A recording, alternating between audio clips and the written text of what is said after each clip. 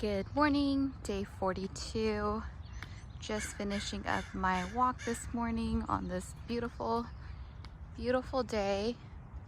Our rain has finally cleared out for the next day or two before it gets back. So just trying to enjoy these walks while we can. Day 42. Hi guys, all right, so day 42, I believe, finishing up my reading of The Wealthy Gardener by John Sverrick, lesson 4.28 for anyone that's following along, and this lesson is titled Mindfulness. I'm going to read you guys quite a bit of this chapter because there's so much good stuff in it, and I think it'll be really valuable for you guys out there. Mindfulness aids the striver, mused the wealthy gardener, due to concentration of thought and energy. Little good comes from prayers at night if we can't control our thoughts of the day. And at this point in the lesson, he is talking to one of his main guys who he gave the opportunity of taking over and building the farm next door. And so this is a conversation that they're having, and it's sort of about people who are happy with the work that they do versus people who are unhappy. And so I'm going to read you guys a portion of that. So the wealthy gardener says to Santos, "Then how do you explain so many unhappy hard workers?" "I'll tell you what I think is true," Santos said.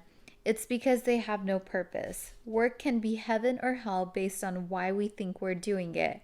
I sweat under the smoldering sun, but I don't suffer when I think of the harvest and what it means for my family." "That's a mighty big idea," replied the wealthy gardener. "So it's the focus during the plowing that determines the day's suffering." "We all choose how we view work," Santos agreed.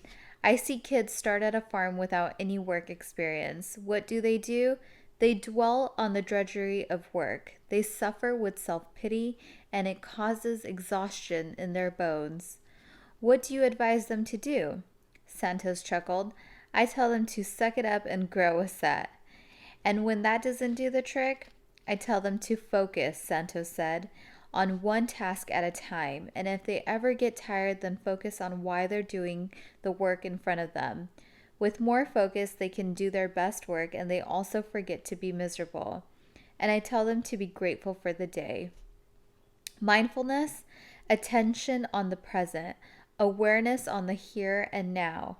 I was drawn to mindfulness to focus on one task at a time while also maintaining a state of wealth consciousness, a feeling of calm gratitude for the assurance of impending prosperity. Wealth consciousness is being in a state of wealth. "A man is literally what he thinks," said James Allen. "A man is what he thinks about all day long," Emerson agreed. "I try to be in a state of wealth." Mindfulness of one task at a time, one thought, one action, one breath is a form of absorption that tends to transcend suffering and generate our most sacred efforts. We are at our best when we are dialed in, tuned on, focused deeply, and lost in each passing moment.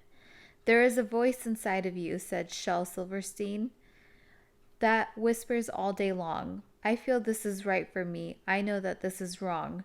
No teacher, preacher, parent, friend, or wise man can decide what's right for you. Just listen to the voice that speaks inside. Make wealth your dominant thought and then listen." The life lesson, mindfulness.